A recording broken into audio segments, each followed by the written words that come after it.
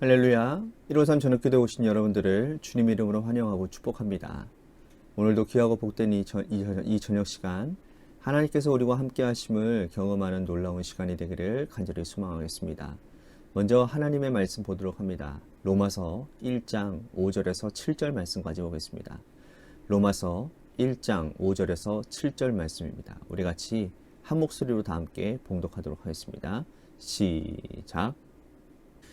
그로 말미암아 우리가 은혜와 사도의 직분을 받아 그의 이름을 위하여 모든 이방인 중에서 믿어 순종하게 하나니 너희도 그들 중에서 예수 그리스도의 것으로 부르심을 받는 자니라.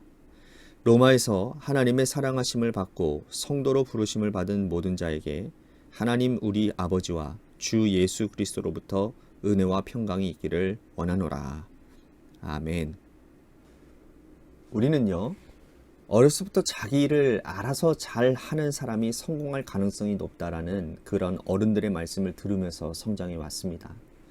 능동적으로 일하는 사람은 주변 사람들에게 칭찬과 사랑을 받게 되어 있습니다.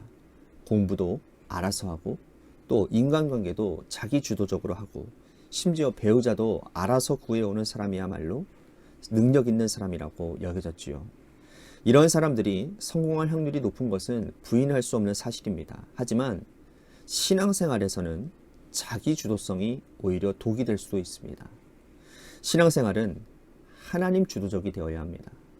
하나님께서 우리의 인생을 인도하시고 우리는 하나님의 인도하심과 말씀에 순종해야 성공할 수 있습니다. 신앙생활의 본질은 하나님 중심적이라고 해도 과언이 아닐 것입니다. 이런 의미에서 볼 때에 기독교 신앙의 본질은 계시라 할 수 있습니다. 계시는 하나님께서 보여주시고 들려주시는 것이죠. 우리가 하나님에 대해서 알기 위해 발버둥 치고 노력을 해도 하나님이 계시하시는 범위를 넘어갈 수는 없는 겁니다. 계시는 하나님이 우리에게 보여주시고 들려주시는 것이고 우리는 그 뒤를 따라가는 것이기 때문이라는 거예요. 예수님도 요한복음 15장에 보면 포도나무 비유를 통해서 이렇게 말씀을 하죠. 나는 포도나무여 너희는 가지니 내가 내 안에 너희가 내 안에 거하면 열매를 많이 맺는다고 말씀을 하십니다. 우리는 예수님이신 포도나무를 꼭 붙어 있어야만 하면 많은 열매를 맺을 수가 있다는 거예요. 그 의미를 깨닫고 실천하는 사람이 누구였냐? 바로 사도 바울이었습니다. 바울이 로마교회 교인들에게 자신을 어떻게 소개하고 있느냐? 종 바울, 사도로 부르심을 받아 하나님의 복음을 위하여 택정받았다라고 자신을 소개하고 있습니다. 세 가지로 소개를 하고 있죠. 종, 부르심, 그리고 택정함. 이 세 가지의 공통점이 있는데 다름 아닌 수동적, 피동적, 하나님 주도적이라는 사실입니다. 이 세 가지는 하나님과의 관계에서 출발을 해요. 바울은 종이라 말했는데 종은 주인을 필요로 합니다. 하나님이 주인 되시고 바울은 종이 되는 거죠. 바울은 부르심을 받은 자라고 표현하는데 하나님이 바울을 불렀기 때문에 그는 부르심을 받은 자가 된 것입니다. 바울 자신을 택정함을 입은 자라고 표현했는데 택하신 자가 있기 때문에 택정함을 입은 자가 있는 것이죠.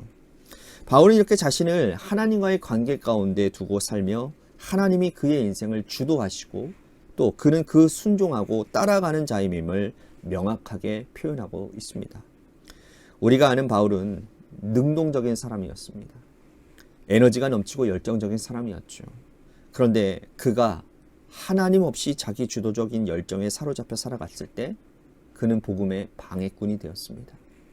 복음을 위해서는 하나의 열매를 맺지도 못하는 악한 사람 중에 악한 사람이었죠. 그런데 그가 은혜를 받았어요. 하나님을 만나고 난 후부터 그는 하나님 주도적으로 살았습니다.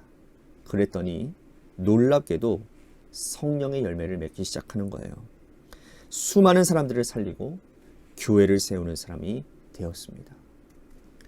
우리가 신앙생활을 하다 보면 자신의 업적을 떠벌리는 사람들을 만나게 됩니다.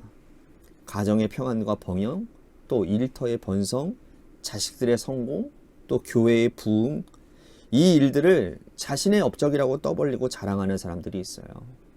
교회를 세운 것을 자랑스럽게 여깁니다. 우리가 세웠다고. 그런 사람들은 아직 믿음이 여물지 못하고 성숙하지 못한 사람들의 특징입니다. 바울은 믿음이 성장하고 성장하면서 자신이 아무것도 한 일이 없고 하나님께서 내 인생을 주도하셨고 인도하셨으며 주인 되신다는 사실을 이렇게 자신을 소개하며 표현하고 있는 것입니다. 여러분들은 어떻습니까?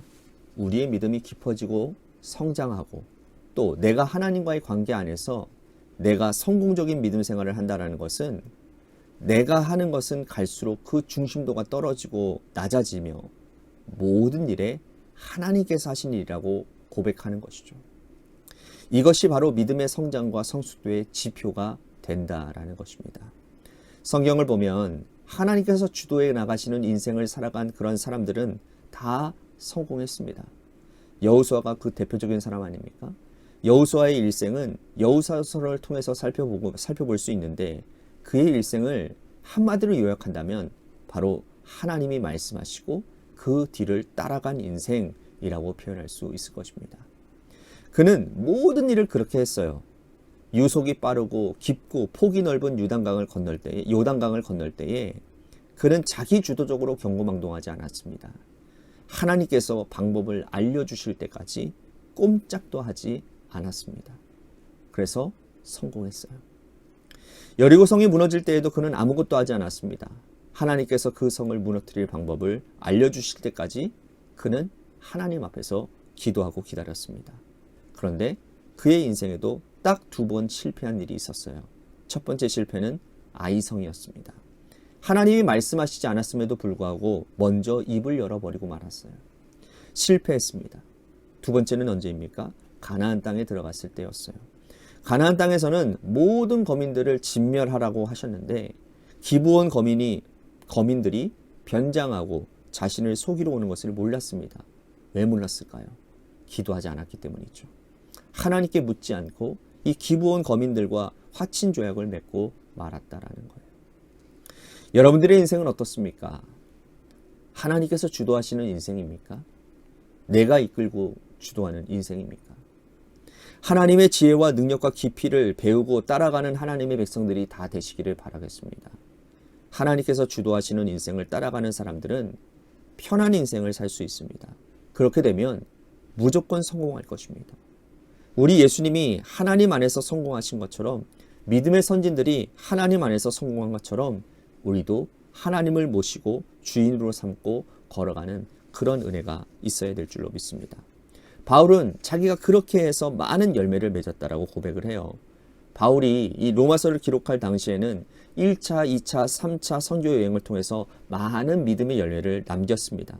그런데 그는 그런 자랑을 단 한 번도 하지 않습니다. 왜 그래요?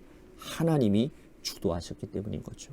그는 로마 교회 교인들에게 너희들도 하나님의 주도적인 인생을 살라라고 권면하고 있다라는 겁니다. 바울은 하나님의 사랑하심을 받고 성도로 부르심을 받은 자들이라고 로마 교인들을 표현하고 있습니다.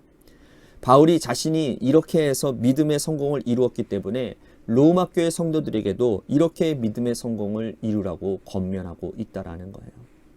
여러분, 우리가 사랑하는 가족들, 자녀들, 또 믿음의 후배들에게 남겨줄 수 있는 것이 무엇이 있겠습니까?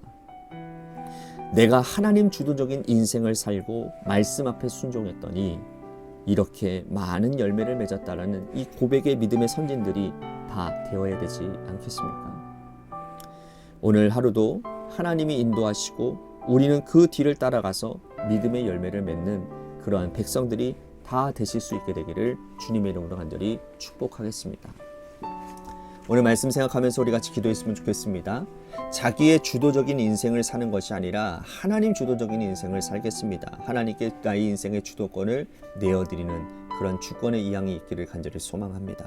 믿음의 후배들에게 하나님 주도적인 삶을 물려주는 은혜가 있기를 소망합니다. 라는 제목으로 말씀을 통해서 우리 같이 기도했으면 좋겠습니다.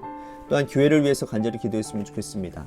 하나님께서 세워주신 몸된 교회가 예수님 중심으로 세워져가는 교회가 되게 하여 주시옵소서.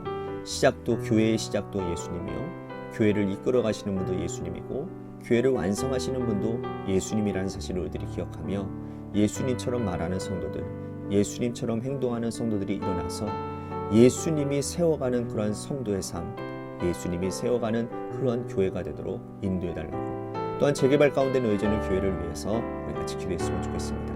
또한 육신의 질병으로 고통당하시는 분들 많이 있습니다. 우리 그분들을 위해서 기도해 주시고요. 고3 수험생인 한유진 학생을 위해서도 기도해 주시기를 바랍니다.